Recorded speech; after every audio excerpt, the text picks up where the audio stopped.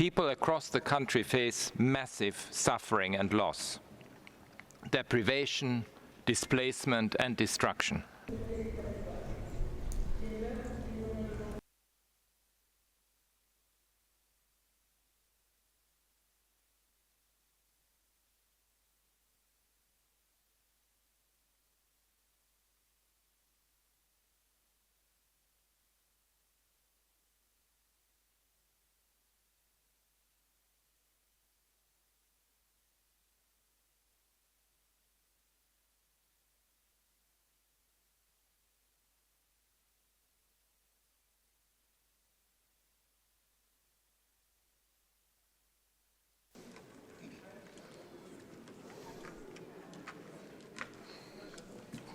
But today, a nation is struggling to survive. After 13 months of the Russian Federation's war against Ukraine, severe violations of human rights and international humanitarian law have become shockingly routine. People across the country face massive suffering and loss, deprivation, displacement and destruction.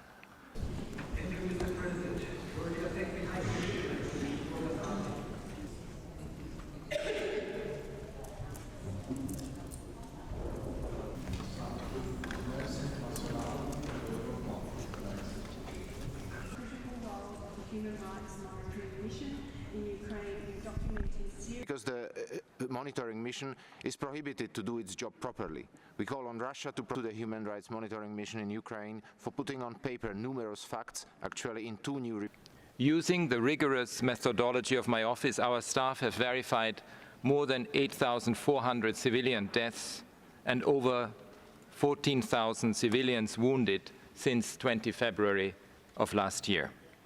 These figures are just the tip of the iceberg. Most of the casualties resulted from the Russian forces' use of wide-impact explosive weaponry in residential neighborhoods. On Ukrainian citizens, nearly 18 million people in dire need of humanitarian assistance, 20,000 civilian casualties, their families and the communities of Ukraine, to hold perpetrators of human rights violations and abuses to account. It is also critical to supporting Ukraine to uphold the human rights of its people.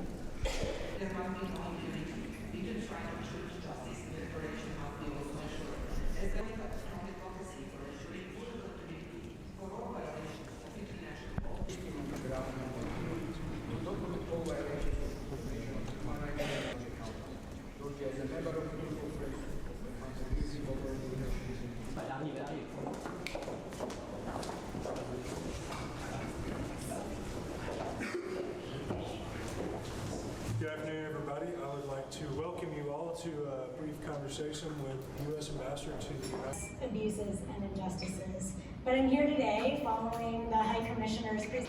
I truly fear that we have only scratched the surface when it comes to Russia's atrocities in Ukraine. While the Commission of Inquiry and the High Commissioner enjoy the strong cooperation of Ukraine in their investigations, Russia refuses to provide access to areas that it occupies. Ukrainian and international investigators and human rights monitors must continue to assess the damage, talk to victims, and uncover the graves. This is the only way to ensure accountability for those responsible and justice for all of the victims and their families. To move forward, it is now critical that the HRC renew the mandate of the Commission of Inquiry and make certain that it has the needed resources to carry out its critical work.